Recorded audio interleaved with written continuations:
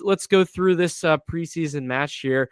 Once again, appreciate the live blog from Carter Chapley, giving us, the play-by-play as much as he can. I'm sure that's tough to do exactly every single play, but the big ones at least. But lineup-wise, we had some changes from the previous match. What did you see this time?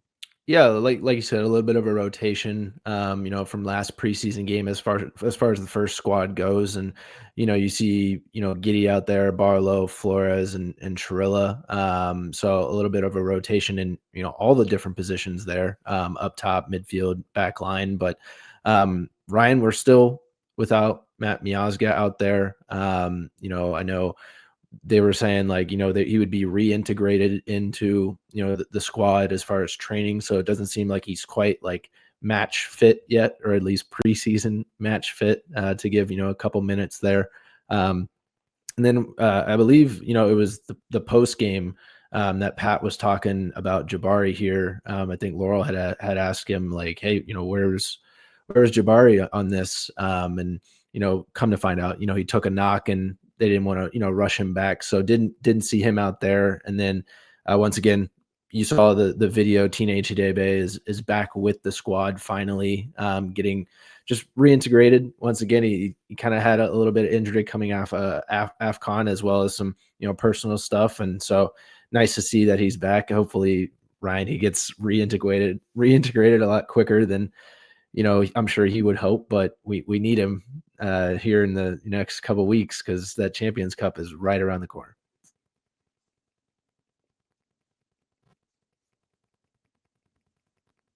Yeah, it is. I mean, it's literally, like we said, matter of weeks away. And we have two of our center backs that, still haven't seen any live game action. Lineup wise, specifically, the ones that, had rotated was Giddy comes in. They wanted to see what he looked with Obi. Barlow comes in for Jabari, like Sam mentions. And then we see Flores and Andre Chirilla, not Stefan Chirilla, but Andre Chirilla. In the back line next to Miles Robinson there. So that was the little bit of the change that we saw. It seemed like Andre, held his own from what we heard. Pat said there were some growing moments for him, but they wanted to see him next to Miles. Same thing with Flores. I think we'll touch on a little bit about what Pat thought about, Flores' performance in this. But as it kind of looked like at the early parts of this match, we conceded some early pressure from Houston, probably trying to, figure out how we want to play with a little bit of the rotation we talked about. In the first 15, 20 minutes, seemed like we were pinned down. Again, this is all just based on reporting. We don't actually know, but we get the highlight moments. The first one, we see this goal, Sam, this beautiful bike. I think this is the Kevin Denkey special. Ender with a beautiful cross to him. There was apparently an offside that led to this not being allowed, but man, would have just been unreal, even if it was preseason. Another bicycle goal for Denkey, but he gets one back, a real one this time in the end of the first half. Seemed like maybe off of like a bad Houston pass, and Denkey pounces on it. His second goal of the preseason. So guy's rearing. He's in solid form, and happy to be playing in orange and blue with everything that's going on externally. He's banging in goals. That's all that matters. So happy to see that. No, and that's exactly what he said, during his, last match after the preseason match. He was like, I just want to, I want to be here. I want to get better. Right. Every single day we're building cohesion with, the attacking players, with the midfield, and, they're going to make me better and I'm going to make them better. So obviously they're making him better Right. in a lot of ways. And he's continuing to put ones away. Right. And that's what we want to see as a number 9, right, is finishing those chances. And yeah, obviously he's off to a hot start. Yeah, it's good to see. Now we need all the other players to start that as well, because, again, the scoring has been a little bit in a rarefied, quantity at this point. It seems like shades to the end of last year. Like we just couldn't find, in good positions, but yet alone scoring. Second half, Sam, totally, completely, different lineup here, different 11. Leroux, we had Jahar, Smith, Hagelin, Powell, Anunga, Bucha, Jimenez, Stefan Chirilla, Mambadem, and Dado. Honestly, like no clue how this would line up. Did you kind of see or envision maybe a 4-back in this one? It seemed like there was predominantly 4 big midfielders, with Jimenez, Bucha, Anunga. and then maybe Dado there. So I think maybe like a 4-4-2 diamond is how I would maybe say the second half lined up. Yeah, yeah, I would say so. I mean, obviously, it could have been, I mean, even you could have even seen like Dado and Stefan, up top, as maybe dueling nines, right?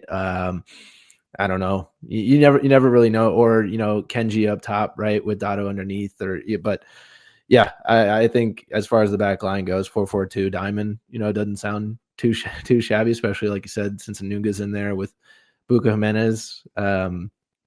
Yeah, you don't really know, especially during these preseasons. I'm sure, even sitting on the sidelines, you're probably like, uh, not quite sure, not quite Right. sure. But yeah, obviously, I think we'll talk about it here in a little bit. But even from Pat's comments, the second half chances were few and far between, but we did have like a decent stretch. It sounds like, with Dado and Pavel Bucha kind of having, chances and looks on goal.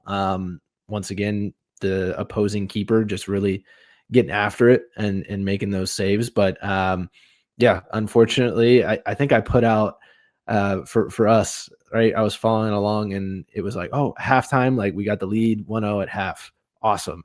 And then I was like, yeah, I wonder, like we played Dynamo last year. Like, I wonder what this looks like, from last season. And lo and behold, we were up 1-0, at one point in the game. And around the 85th minute last year, Houston Dynamo came back and tied it up, and it was a 1-1 draw. What do you know? The same thing happened this time, and gives up a goal in the 88th minute instead of the 85th minute. But unfortunately, if you listen to kind of the Roman Celentano's takes, it was a deflection in, not much you can do about that. But just very, very interesting that you saw kind of a copycat of last year. I'm not gonna say you jinxed us, but you kind of jinxed us. Like, I don't know how you can say that out loud, and then it happens. So that's okay. It happens. But yeah, deflection goal, like preseason match, it's like your It is backup what it is. 11. Like Yeah. I'm not sweating that too much. But I think Houston overall, Sam, will have a pretty solid squad with all the additions that they've made. In New England, the team we tied before, again, decent, but shouldn't be like world beaters. But again, both goals come against the second 11 people, not even our main starters. Some rotation guys in there, I guess, and if you look at kind of the back line and whatnot.